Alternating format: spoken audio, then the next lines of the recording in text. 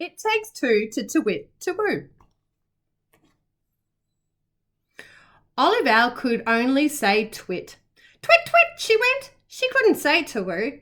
She dearly wished to meet another owl who could hoot to woo so they could to wit to woo together. Olive perched high up in her tree and called out, "To-wit, to-wit." She listened carefully with her pointy ears. "Rabbit, rabbit," came the reply. "Who's there?" said Olive. "I don't suppose rabbit will do?" asked the frog. "No, rabbit will never do," said Olive. She really needed a to-woo to go with her to-wit. "To-wit, twit, twit," called Olive, trying again. Her pointy ears were pricked, listening carefully. "Quack, quack, quack, quack," came the reply. "Who's there?" said Olive. "I don't suppose a quack will do?" asked the duck. "I'm sorry," Olive said sadly. She was hoping for a to-woo. This time Olive shouted, "Twit!" a bit louder, hoping that somewhere someone with a lovely to-woo might hear her. "Grrr!" came the reply. "Who's there?" called Olive. "I don't suppose a grrr will do?" asked the great big grizzly bear. Olive sighed. "No, not at all, I'm afraid." What she really wanted was a hooty tooty to-woo! Twit, twit, twit, twit, twit, twit, twit, twit. This time Olive carried on twitting over and over again, hoping that her dream owl would surely hear her. "Anyone there?" she called out. Before long, new friends surrounded Olive. Everyone heard twits and had come out to find what all the fuss was about. Everyone, that was, apart from Albert.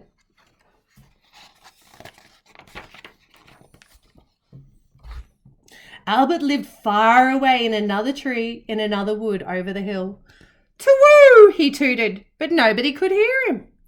What Albert wanted more than ever was a to-wit to go with his to-woo. Somewhere in the distance he thought he could hear a terrible din of quacking, oinking, growling, croaking, hissing, meowing, buzzing, squeaking, and woofing, and the odd hee-haw.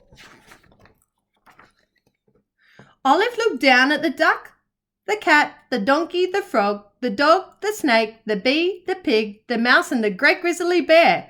"What will you do if you can't find a to-woo?" they asked. "I don't know. Please, can you help me?" said Olive. Together, they all took a huge, deep breath.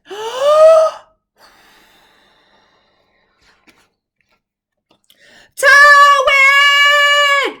they shouted at the top of their voices. They hushed and listened for a reply.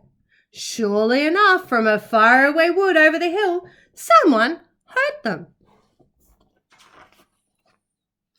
"To-woo! To-woo!" hooted Albert, hardly able to believe what he was hearing.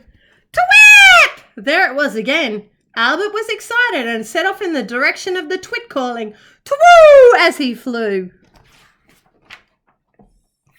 "Woohoo! I heard it! I really heard it," said Olive, her feathers all a-fluster. Albert landed on the tree right next to her. They had found each other at last.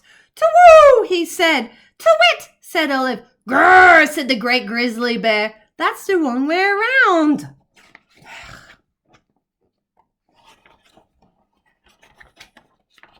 "To-wit, to-woo!" said Olive and Albert, one after the other. The animals cheered. Olive and Albert continued twit and to-wing together until dawn, when they snuggled up for a well-earned sleep. Many people hear to-wit, to-woo and don't know that it takes 2 owls to make the sound. The female calls twit and the male answers with to-woo. Tawny owls build their nests in holes in the trees. They can see only as well as humans do at night, but they use their extra sensitive ears to hunt for food. Once a couple, tawny owls usually stay together forever. Now that's true love.